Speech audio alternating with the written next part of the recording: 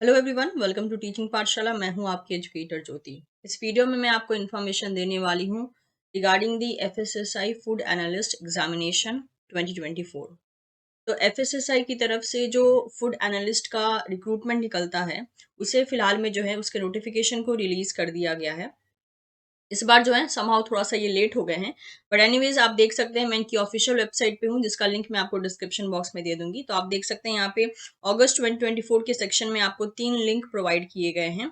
पहला है notice regarding the food analyst examination 2024, दूसरा है टेंटेटिव शेड्यूल कि कौन कौन से डेट में क्या क्या होने वाला है, और तीसरा लिंक जो है उसमें आपको सिलेबस देखने को मिलेगा। तो फूड एनालिस्ट का जो एग्जामिनेशन होता है, इसको आप क्वालिफाई करने के बाद आपके पास एक पर्टिकुलर ड्यूरेशन ऑफ एक्सपीरियंस मांगते हैं ये लोग। उसके बाद मान लीजिए अलग अलग वैकेंसी अगर आपको एफएसएसआई की तरफ से अगर रिलीज होती है और आपकी एलिजिबिलिटी मीट होती है, आपके पास अगर ये एग्जामिनेशन क्लियर होता है, तो आप उन सारे पोस्ट के लिए अप्लाई कर सकते हैं डिफरेंट डिफरेंट लैब्स में। तो इसके रिगार्डिंग जो है यहाँ पे इन्फॉर्मेशन हम डिस्कस करेंगे। और इस पोस्ट के लिए जो है सबसे पहले तो आपको एक एग्जामिनेशन में बैठना पड़ता है। उस एग्जामिनेशन को क्लियर करके फिर आपके प्रैक्टिकल एग्जाम होते हैं, एंड देन उसको क्लियर करके जो है आपको फूड एनालिस्ट का एक तरीके से कह सकते हो आप ओहदा मिल जाता है। तो चलिए इसमें देख लेते हैं, ये पता चलेगा कि हाँ फूड एनालिस्ट का एग्जाम देकर आपको कहाँ कहाँ पे अपॉर्चुनिटी मिलने वाली है। अब देख लेते हैं इसके नोटिफिकेशन के बारे में। तो सबसे पहले हम ये नोटिस पे क्लिक करते हैं। मैंने सारे के सारे तीनों के तीनों लिंक को जो है यहाँ पे ओपन करके रखा है। तो चलिए वन बाय वन देख लेते हैं। तो जैसे कि यहाँ पर मेंशन है, यू कैन सी हियर कि ये जो है पोस्ट रिलीज किया गया है 31 जुलाई 2024 को। ऑल दो अभी तक एप्लीकेशन की जो डेट है वो अभी तक एक तरीके से आप कह सकते हो कि मतलब ओपन नहीं हुई है, यानी कि अभी तक रजिस्ट्रेशन होना एक तरीके से शुरू नहीं हुआ है। तो आप देख सकते हैं ये जो पोस्ट है that is from the food safety and standard authority of India, जिसे हम FSSAI कहते हैं। और बात करें तो इनके नोटिस के according 10th food analyst examination ये होने वाला है, जिसको कि 10th फूड एनालिस्ट एग्जामिनेशन 2024 कहा गया है। यहाँ पे जो है इन्होंने ऑनलाइन एप्लीकेशन फॉर्म रिलीज कर दिया है फ्रॉम द एलिजिबल कैंडिडेट, और ये 10th फूड एनालिस्ट एग्जामिनेशन होने वाला है। जो कंप्यूटर बेस्ड एग्जामिनेशन होगा वो होगा 20 अक्टूबर 2024, यानी कि संडे को। बात करते हैं यहाँ पे लास्ट सबमिशन की, तो आप ऑनलाइन एप्लीकेशन फॉर्म का जो लास्ट सबमिशन डेट होगा वो होगा 13 सितंबर, और लास्ट डेट होगी दैट इज एग्जामिनेशन फी को सबमिट करने की, वो होगी 18 सितंबर। इसके अलावा मान लीजिए कि अगर आपने इससे पहले वाला जो फूड एनालिस्ट का एग्जामिनेशन हुआ था, like food analyst first, second, third, fourth, fifth या फिर सिक्स्थ जूनियर एनालिस्ट का जो एग्जामिनेशन हुआ था, अगर आपने उससे क्वालिफाई कर लिया है तो आपको दोबारा से जो है यहाँ पे अप्लाई करने की जरूरत नहीं है। A separate notice regarding the submission of application for the practical examination will be uploaded on the website of FSSI।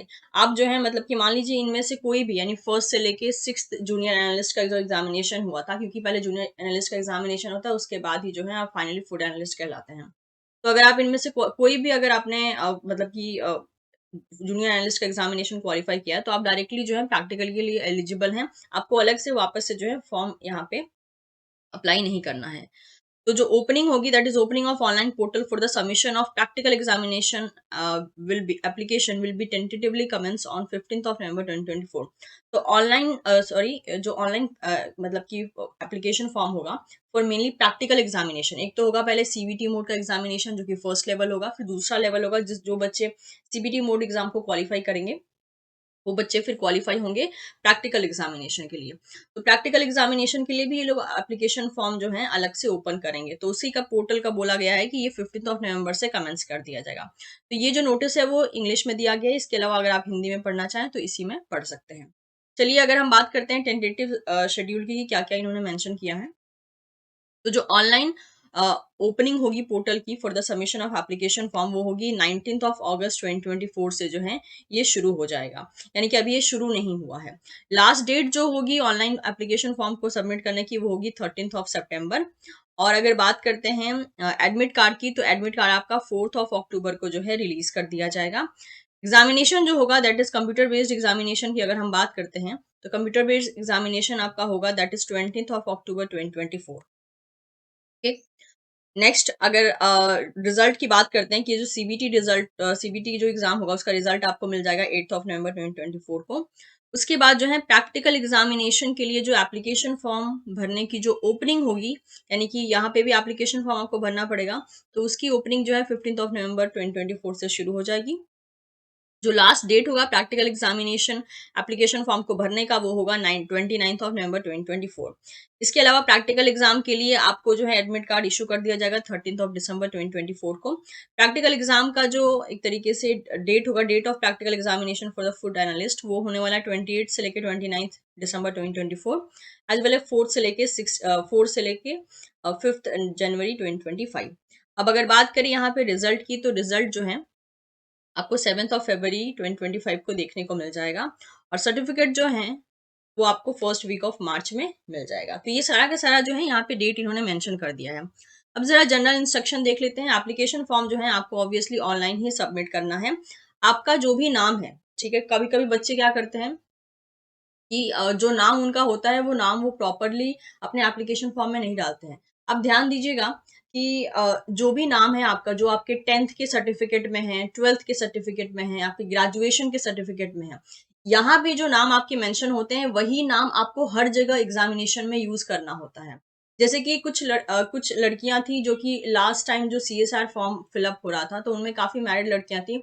उन्होंने क्या किया था कि शादी के बाद जो उनका सरनेम चेंज हुआ था, उन्होंने वो सरनेम को लगा दिया था। बट आपको ध्यान देना है, आप डे टू डे लाइफ में कोई भी आप सरनेम यूज करके आप खुद को इंट्रोड्यूस करें, उससे कोई फर्क नहीं पड़ता है। लेकिन जब आप किसी भी तरीके का पेपर वर्क कर रही हैं जहां पे आपको अपना फॉर्म भरना है, उस केस में आपको हमेशा अपना नाम वही डालना है जिसके लिए आपके पास प्रूफ है, यानी आपके पास 10th का सर्टिफिकेट है, 12th का है, ग्रेजुएशन का है, आपका वही नाम वहां पे चलेगा। और अगर आपके 10th 12th के मार्क्स है, मान लीजिए किसी किसी स्टूडेंट का ऐसा होता है कि उन्होंने सरनेम नहीं लगाया है, और 10th 12th के जो मार्कशीट है या सर्टिफिकेट है या ग्रेजुएशन के जो सर्टिफिकेट है वो उनके बिना सरनेम के हैं, तो आप अचानक से फिर अब जो है अपना सरनेम नहीं लगा सकते हो। तो सिंपल सी बात है कि जो आपका नाम है उसका प्रूफ आपके पास होना चाहिए, और जो प्रूफ आपके पास है वही नाम एप्लीकेबल होगा, चाहे फिलहाल में आप किसी भी नाम से जाने जाते हो या कोई भी आपने सरनेम लगाया हो।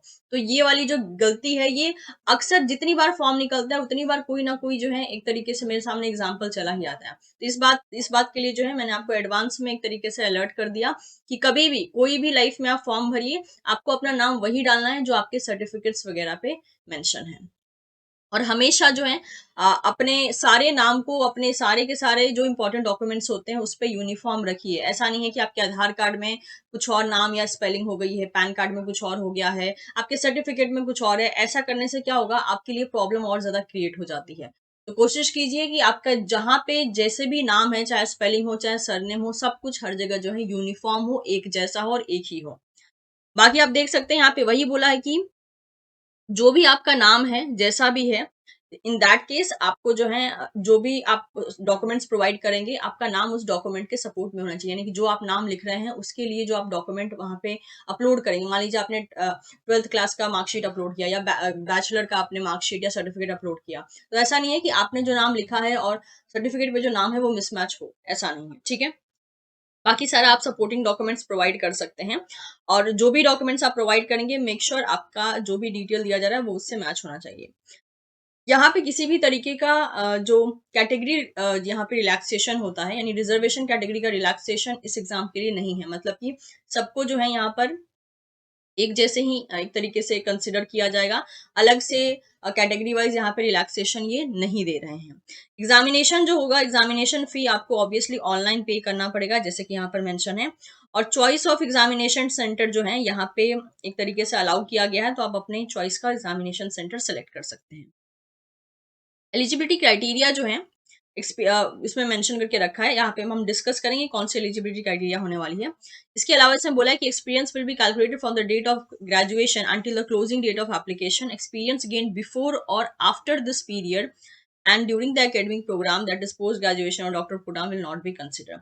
यानी कि अगर आपके पास कोई मतलब कि आपने एक्सपीरियंस लिया है, तो वो एक्सपीरियंस जो है आपकी ग्रेजुएशन की डेट से लेकर क्लोजिंग एप्लीकेशन जो होगा उस डेट तक ही कंसीडर किया जाएगा। उससे पहले या उसके बाद अगर आपने कोई एक्सपीरियंस लिया है तो उसे कंसीडर नहीं किया जाएगा, ठीक है। और जो स्टूडेंट पहले ही जूनियर एनालिस्ट का एग्जाम क्वालिफाई कर चुके हैं, उनको सिर्फ और सिर्फ जो है एक तरीके से प्रैक्टिकल एग्जाम ही देना है, उनको CBT मोड का एग्जाम नहीं देना है। बाकी आप देख सकते हैं जो भी फी आप भरेंगे वो नॉन रिफंडेबल होगा। बाकी सारी चीजें यहाँ मेंशन कर दी गई है। चलिए अब एलिजिबिलिटी क्राइटेरिया के बारे में बात कर लेते हैं। तो ऐसे स्टूडेंट, जैसे कि आप यहाँ पे देख सकते हैं, ऐसे स्टूडेंट जिनका बैचलर डिग्री हो या मास्टर डिग्री हो या फिर डॉक्टरल डिग्री हो। डिपार्टमेंट कौन कौन सा? केमिस्ट्री हो गया, biochemistry, microbiology, dairy chemistry, agriculture science, animal science और फिशरी साइंस और बायोटेक्नोलॉजी, फूड सेफ्टी और food technology, food and nutrition और डेयरी टेक्नोलॉजी और ऑयल टेक्नोलॉजी और veterinary science from the university establish in India. यानी कि ये सारे डिपार्टमेंट के जो स्टूडेंट हैं, चाहे ये स्टूडेंट बीएससी किया हो इन्होंने, या फिर एमएससी किया हो, या फिर पीएचडी किया हो, यानी कि ये बीएससी से लेके पीएचडी तक हर एक स्टूडेंट्स को इन्होंने एलिजिबिलिटी दे दी है, अगर आपका इन सारे डिपार्टमेंट में से बीएससी, एमएससी या फिर पीएचडी है तो। ठीक है, अगर आप बीएससी वाले हैं तो भी आप एलिजिबल हैं, आप एमएससी वाले हैं तो भी एलिजिबल हैं, आप पीएचडी वाले हैं तो भी एलिजिबल हैं। ठीक है, लेकिन मेक श्योर ये जो डिपार्टमेंट इन्होंने मेंशन किया है, ये डिपार्टमेंट एक तरीके से मैच होना चाहिए आपका। एसेंशियल एक्सपीरियंस की बात कर लेते हैं, तो इसमें जो है that is candidate should possess not less than a 3 year experience in the analysis of food in any institute और research laboratory after attaining the minimum essential academic qualification specified above. यानी कि जो अभी हमने मिनिमम क्वालिफिकेशन की बात की है, उसके साथ साथ आपके पास जो है 3 year का एक्सपीरियंस होना चाहिए, that is mainly in the analysis of food. और ये एक्सपीरियंस आपका किसी भी इंस्टीट्यूट, रिसर्च इंस्टीट्यूट या फिर किसी रिसर्च लेबोरेटरी से हो सकता है। The qualified junior analyst, after acquiring the 3 year mandatory experience in analysis of food, can appear only in the practical examination conducted after the computer based test। और मान लीजिए अगर आपने पहले ही जूनियर एनालिस्ट का एग्जामिनेशन क्वालिफाई कर लिया है और आपके पास 3 साल का एक्सपीरियंस भी है, तो उस केस में जो है आपको कंप्यूटर बेस्ड एग्जाम में नहीं बैठना है, आपको डायरेक्टली प्रैक्टिकल के लिए बैठना है। The opportunity for appearing in the practical of junior analyst after acquiring 3 year experience will be provided only once। और ये मौका सिर्फ आपको एक ही बार मिलेगा। Upon qualifying the practical examination, the junior analyst will become eligible to declare as a food analyst। और एक बार आपने ये प्रैक्टिकल एग्जामिनेशन क्वालिफाई कर लिया, उसके बाद ही आप जो है फूड एनालिस्ट कहलाओगे। This opportunity is available to qualify JE only once in the life time. और इस बेसिस पे आपको सिर्फ जो है ये क्वालिफिकेशन एक बार ही मतलब कि देने के लिए आपको मतलब कि अलाउ किया जाएगा। किसी भी तरीके की एज लिमिट का रिस्ट्रिक्शन इन्होंने नहीं रखा है, मतलब कि आपकी एज कुछ भी हो, आप उस एज के अकॉर्डिंग जो है आप अप्लाई कर सकते हैं। बस जो मिनिमम क्वालिफिकेशन है वो आपको देखना पड़ेगा, जो अभी हमने बात की अलग अलग डिपार्टमेंट की, वो क्वालिफिकेशन होना चाहिए और 3 साल का एक्सपीरियंस जो है आपका फूड एनालिसिस में होना चाहिए। फी की बात करें तो 320 रजिस्ट्रेशन फी होने वाली है एंड 1680 जो है एग्जामिनेशन फी होने वाली है। किसी भी टाइप का यहाँ पे रिजर्वेशन बेस्ड जो है रिजल्ट या फिर सीट का अलॉटमेंट नहीं है। जो स्टूडेंट सीबीटी मोड को यानी सीबीटी एग्जाम को क्वालिफाई करेंगे वही आगे चल के प्रैक्टिकल एग्जामिनेशन के लिए एलिजिबल होंगे। तो ये हो गई बातें किसकी, सारी की सारी examination related and post related. अब बात कर लेते हैं सिलेबस की, क्योंकि अब यहाँ पे एग्जाम होने वाला है। तो अगेन मैं बता दे रही हूँ, 2 लेवल पे आपकी स्क्रीनिंग होगी। एक होगा सीबीटी मोड एग्जामिनेशन, उस एग्जाम को जो बच्चे क्वालिफाई करेंगे वही बच्चे जो है प्रैक्टिकल एग्जाम के लिए अपियर होंगे।